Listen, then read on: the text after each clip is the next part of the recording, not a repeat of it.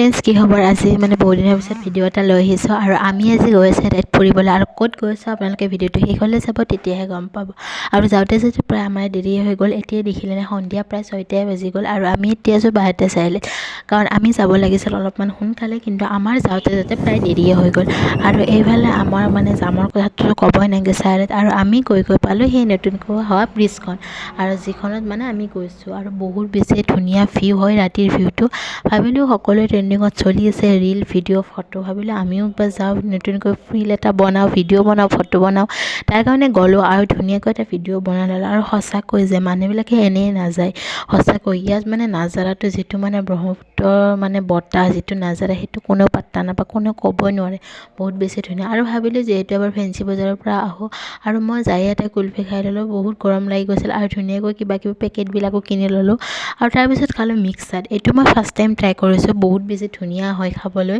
আৰু বহুত বেছি টেষ্টিয়ে লাগিছিল খাবলৈ আৰু দাদাজনে খুব মানে ধুনীয়াকৈ বনাই দিছিল আৰু মানে মিক্সাৰত খাই থাকোঁতে আহিল দবা পিটা বৰষুণ আৰু মানে আমাৰ একো বজাৰে কৰা নহ'ল কাৰণ ইমান বৰষুণত মানে দোকানবিলাক চব বন্ধ কৰি দিলে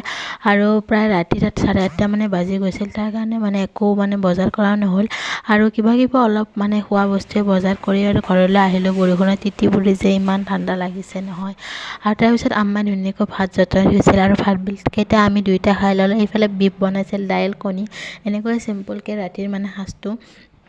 ধুনীয়াকৈ আমি দুয়োটা আৰু খাই ল'লোঁ আৰু বাকী ফটোবিলাক কেনেকুৱা হৈছে আপোনালোকে ক'ব আৰু যদি মোৰ ভিডিঅ'টো ভাল লাগে প্লিজ এটা লাইক কৰি দিব আৰু লগতে মোৰ ইনষ্টাগ্ৰাম পেজটো ফ'ল' কৰিবলৈ নাপাহৰিব আৰু ফটো ভিডিঅ'বিলাক কেনে হৈছে আপোনালোকে প্লিজ কমেণ্ট কৰি জনাব।